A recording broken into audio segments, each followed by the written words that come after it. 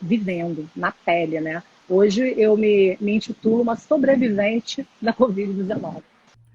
E aí, turma do YouTube, tudo bem? Fiz uma live no Instagram e o tema foi Quem tem medo da Covid-19? A minha convidada foi minha amiga de infância, também professora da faculdade de psicologia que eu curso. Ela é mestra, é psicóloga, Paula Lessa Muniz, que está muito acostumada em entender como o psicólogo dentro do hospital cuida dos adoentados, dos pacientes, e aí ela se viu adoentada de Covid e teve que ser internada. Então, nesse primeiro vídeo, você vai ver o relato da experiência dela. Assista até o final e assista os próximos vídeos. E assista e pense muitas vezes antes de esquecer a máscara em casa ou não querer usar. Ou usar aqui, como eu tô vendo muita gente usando com o narigão de fora. Gente, usar assim não adianta, tá bom? Então, assista, curta, se inscreva aqui no canal, compartilhe com quem você acha que deve ouvir essa palavra. Se puder tocar 1, 2, 3, 4, 100 pessoas, a gente já vai ter feito um grande bem, porque o que ela conta é real. Parte pro vídeo. Esse ano de 2020 ele foi atípico, né? Mas ele não só foi atípico, ele foi o mais diferente, por que não dizer o pior ano das nossas vidas, ou assim muita gente pode dizer, né?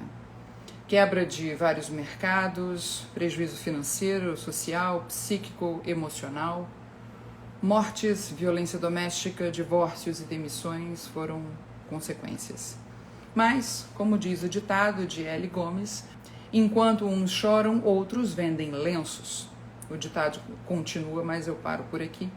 Então, quem vende medicamentos, produtos de limpeza, eletrônicos, faz entrega, né, delivery, né, entregas em casa, prosperou como nunca. Tem gente que confessa também que não sentiu a pandemia.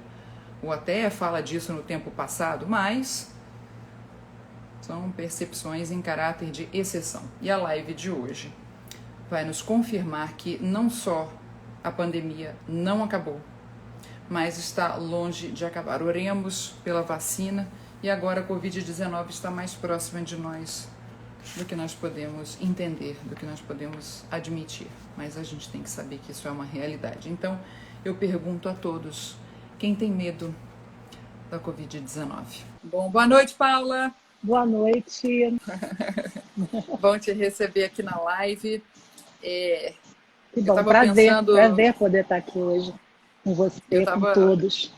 Eu já estava há algum tempo, eu tenho feito lives sobre imunidade, tudo a respeito de imunidade, né? E eu fiquei pensando os vários segmentos em que a gente pode pensar a nossa imunidade da saúde.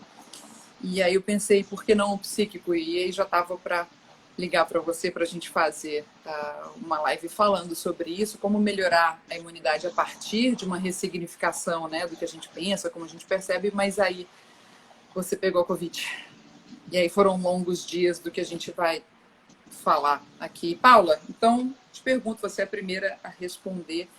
Você, Paula, você tem medo da Covid-19? Olha, tenho medo da Covid-19 e também acho que, e tenho igual medo sobre como as pessoas estão lidando com a Covid-19. Então, eu não tenho medo só, né, da doença, eu tenho medo também com a forma com que as pessoas estão lidando com ela, porque assim, me assusta. Fomos do 8 a 80, né, do preto para o branco, fomos do paranoia vírus ao oba-oba vírus, que eu chamo agora, né? Então, assim, as pessoas esqueceram, né, ou não querem se lembrar de que tem uma pandemia acontecendo aí que isso traz sérias consequências. Eu mesma, confesso, faço aqui a minha meia-culpa, só fui realmente ter o entendimento real, né, do que é essa pandemia vivendo na pele, né? Hoje eu me intitulo uma sobrevivente da Covid-19. Né? Eu vivenciei. Exatamente. A gente passou por isso, eu aqui do lado de fora sempre ligando, e eu te confesso que eu estava filmando no dia que eu soube, e eu fiquei muito abalada. Porque é isso, a Covid, quando ela começa a pegar as pessoas muito próximas a você, ou pega você, aí que você entende a real, né? Queridos, eu vou para a nossa pergunta 2. A gente está no momento 1 da nossa live, que também vai para o YouTube. Nesse semestre na faculdade, eu cursei a disciplina chamada Psicologia Hospitalar, né? E quem deu as aulas foi a Paula. Ela tem vasta experiência na área. Nos ensinou tudo o que é dever de um psicólogo dentro de um hospital. Porém, no início desse mês, no dia 4 de dezembro, a Paula entrou no hospital para ser internada com 50% dos pulmões tomados pela Covid-19. Paula, você sempre viu o hospital como uma realidade de fora, como uma psicóloga, né? Empática, sempre se importando com os diversos, né, pacientes, mas sempre dessa posição, da posição que eu chamo de fora, né? Sempre a cuidar dos pacientes na instituição. E eu gostaria que você relatasse para a gente, que você dissesse como é que é essa realidade de quem sofre a Covid de dentro, da parte, né, da vista de dentro do hospital. Você pode fazer esse paralelo para a gente? Olha, eu vou te falar duas palavras que não saíam da minha cabeça no momento em que eu estava lá passando por essa situação. Uma era dureza e outra era desamparo. Dureza, porque eu sentia que eu recebia um cuidado, né, ou não recebia um cuidado, que vinha de uma forma muito dura mesmo, muito seca, muito fria, e ao mesmo tempo um desamparo de que eu não tinha controle sobre nada do que estava acontecendo, sobre o meu quadro, sobre o meu corpo, sobre o que eu estava sentindo. E isso é muito assustador, porque quando você trabalha na área, você é um profissional da área, você está ali buscando soluções, né, as melhores soluções para as necessidades das pessoas, né? Esse é o objetivo, né, da psicologia hospitalar. E eu ali, eu era a pessoa que precisava das soluções e não tinha. Assim, por exemplo, o psicólogo hospitalar ajuda, né, a pensar em soluções. Não tinha. Sim, sim. E me fala, faz uma linha do tempo pra gente. Quando você descobriu que você estava com 50% do pulmão tomado, você não ficou preocupada? Você achou que você podia ficar em casa? Pois é, eu não entendi muito bem o que estava acontecendo comigo, porque assim, eu percebi que é dada pouca informação. Você não tem muita informação do que está acontecendo com você. Então, eu fui no dia 4, uma sexta-feira, porque eu estava sentindo fortes dores no corpo.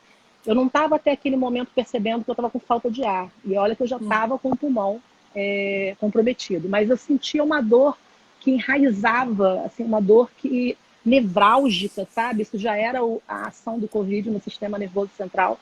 E era uma dor que eu não conseguia encostar nos lugares. Eu não conseguia dormir, eu passei a noite sem dormir.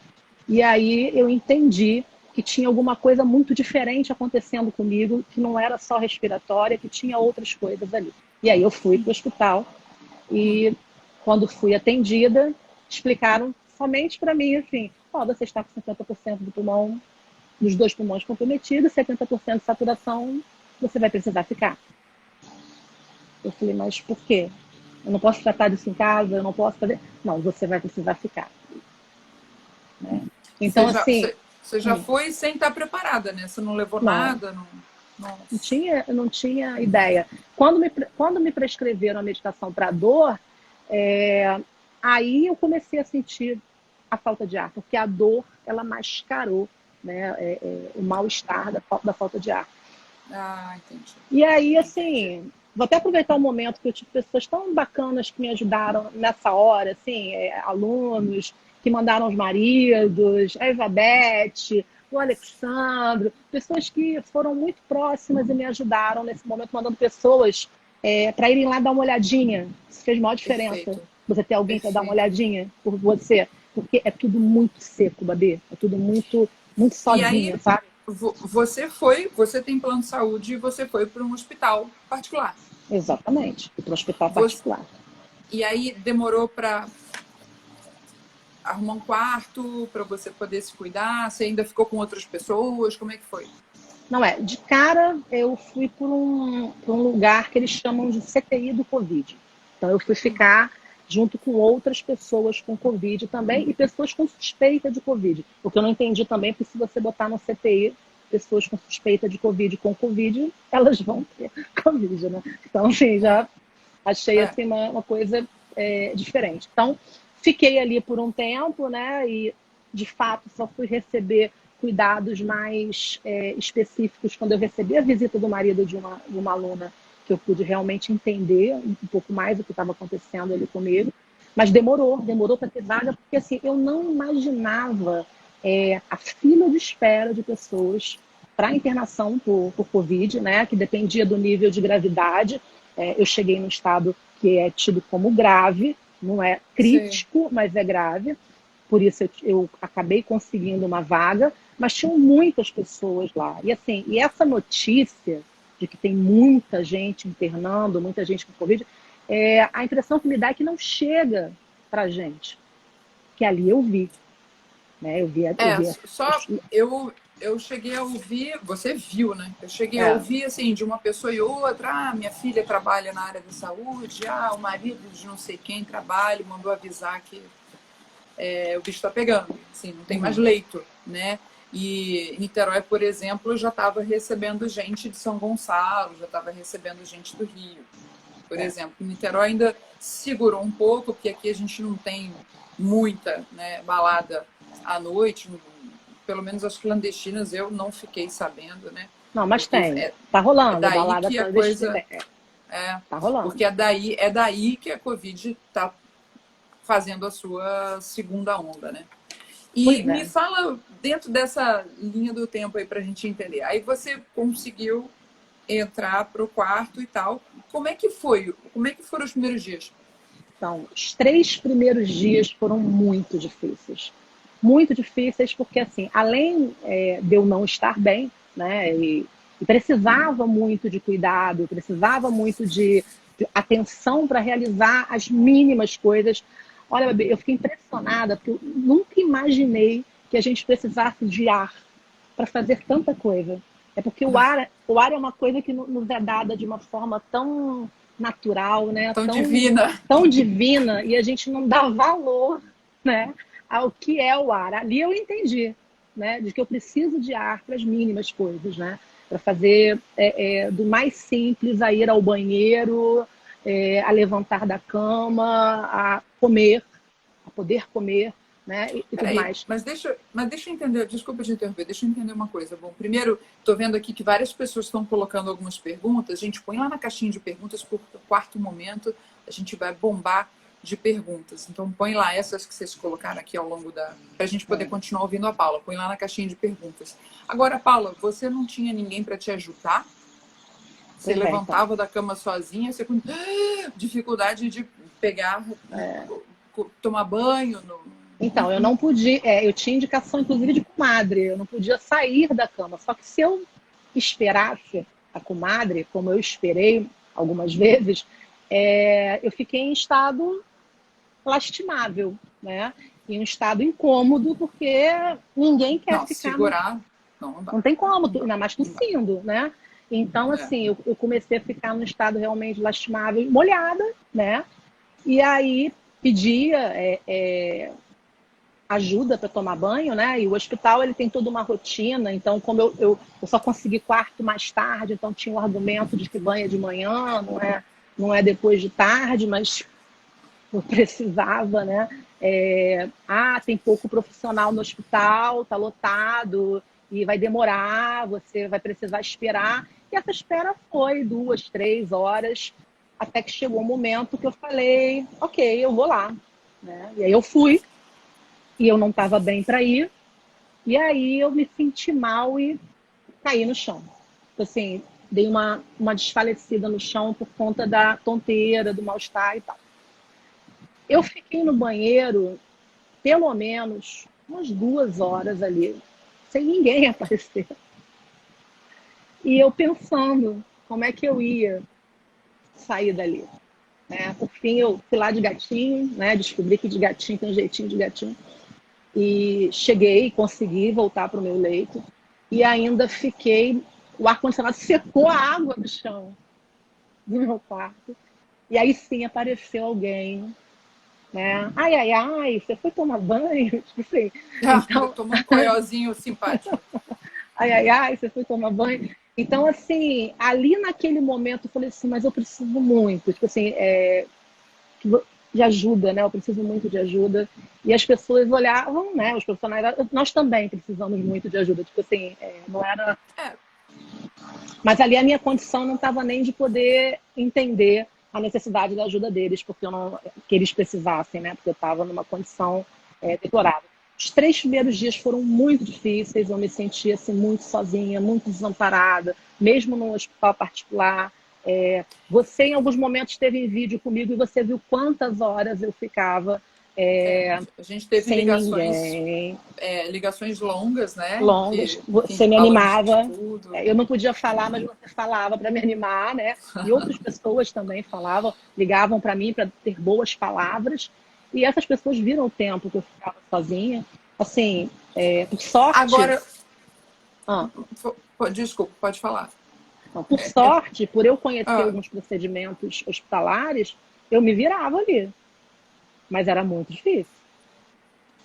então, o que te salvou em algumas situações foi ter o conhecimento da psicologia hospitalar, das condutas acerca do hospital com os pacientes. Quer dizer, mas você foi se virando. Me Agora, eles virando. não deixaram o Carlos, o seu marido, te ajudar no primeiro dia? Ele não entrou direto no quarto com você? Como é que... Porque ele também teve Covid. Então, ele O Carlos poderia... ele teve Covid antes Ah, de mim, mas tem um protocolo de que paciente de Covid não pode receber visita de ninguém. mas se você não tem ajuda de alguém para fazer as coisas básicas, como tomar banho, fazer Pois xixi é, e tal, e aí não pode ter mais ninguém? pois é. Aí eu implorei, no domingo, eu implorei para que o meu marido pudesse entrar para me ajudar, porque senão estava muito difícil para mim. Eu implorei mesmo para a médica, falei, olha, se você não botar aí uma autorização para o meu marido entrar, e eu tenho direito, o meu plano tinha direito a acompanhante, Acompanhante. e ele já teve Covid, eu falei, eu não sei o que vai ser de mim aqui. Eu pedi Porque mesmo, demora assim, mais para eu você se curar, né? pedi de um jeito, assim, pedi pequenininha, sabe? Eu tava pequenininha, pedi pequenininha, e aí nesse dia essa médica autorizou, vou autorizar esse dia. E aí foi o dia que ele foi e ele realmente me ajudou nas coisas que eu precisava e tal. Isso E eu vi uma imagem, ele estava todo paramentado também, ele foi todo todo vestido, né? paramentado. Todo Uhum, máscara, uma roupa especial, tudo bonitinho tudo, para tudo, estar tudo, com você. tudo. Aí ali ele foi me ajudar e aí com a ajuda dele eu percebi que era fundamental que ele estivesse lá comigo, porque os profissionais estavam assim completamente saturados e assoberbados e no limite, né? Mas eu também estava no limite e eu Com precisava de certeza, ajuda. E com aí certeza. eu e Carlos, naquela hora ali, decidimos que a gente precisava contratar um profissional de fora do hospital que desse para a gente o suporte da entrada do Carlos e dos cuidados mais próximos. A gente vai falar sobre isso. É, Agora, você falou que a sua cama você via na lateral, né, para um dos lados.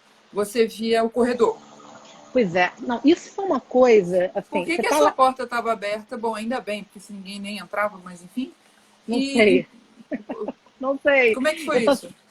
eu só sei que em alguns momentos que a porta estava aberta, porque entrava alguém, talvez porque entrasse alguém da limpeza, ou vinha entregar alguma coisa, assim, muito rapidamente, se possível até de costas, para não ter muito contato visual e eu querer conversar, né? Ou eu querer falar alguma coisa. Mas em vários momentos eu via macas passando com pessoas que tinham tido parada respiratória, pessoas que tinham falecido no meu andar. Então, assim, eu já estava Saco ali, preto. Saco saco preto. preto. Que, aliás, isso aí foi muito interessante. Foi uma palavra que eu ouvi muito, é um jargão, eu ouvi muito lá dentro. Olha, se você tivesse demorado mais um pouco, você tinha chegado no saco preto.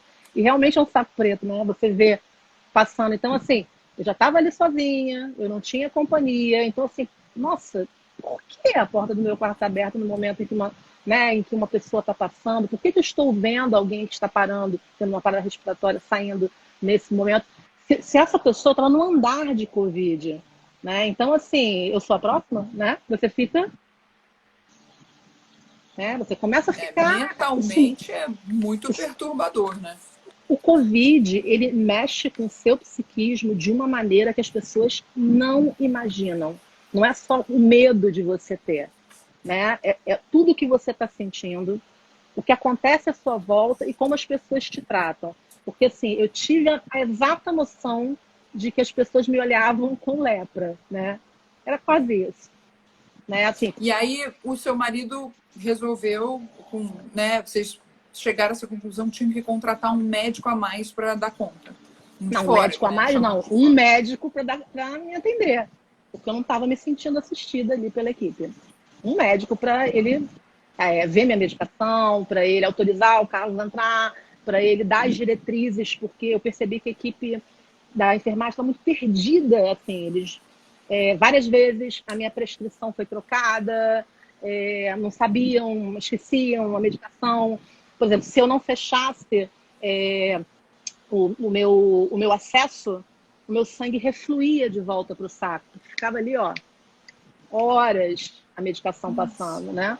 Ao ponto, ainda cara. bem que eu sabia fechar. Uma hora eu tomei a decisão de que eu ia começar a fechar o acesso, porque eu vi que acabou a medicação, então eu vou fechar, porque senão refluía. E aí eu perdia o acesso, tinha que lavar o acesso, era toda uma complicação em cima disso, então eu comecei a tomar a decisão de eu mesma fechar o meu acesso. Então, assim, não tinha, eu tinha que dar o meu jeito. E E aí, aí, o que que mudou quando esse médico, a gente já está fechando o momento um da aham. live que está aqui no Instagram e também vai estar no YouTube. O que que mudou quando entrou esse médico? Então, aí esse médico, ele ia de 2 a 3 vezes por dia, né, me ver, né, e ele tinha ali uma conversa com a enfermagem, né, ele passou a deixar uma prescrição comigo. Então, quando a medicação vinha, eu conferia, e ainda assim, muitas vezes vinha a medicação errada, ou o procedimento que eu já não era mais para que eu fizesse, então eu não estava mais com acesso, o médico tomou a decisão de tirar o acesso, que estava muito complicado, de manterem o meu acesso fluindo e limpo por conta, né, da dificuldade que a equipe tinha de se revezar e estar ali. E aí eu passei a controlar a minha medicação e a discutir quando a medicação vinha. Né? Ó, isso aí eu tomo, isso eu não tomo. Ó, isso aí se você der para mim vai faltar para alguém. Né? E comecei a ter que negociar essas coisas para poder me sentir mais segura. Mas fez toda a diferença a entrada no médico. Porque até ali a minha confiança era zero. Zero. Eu digo assim de coração. Eu achava que não sabia o que eu ia fazer. Quando entrou É, esse médico, foi toda a diferença. Foi toda a diferença.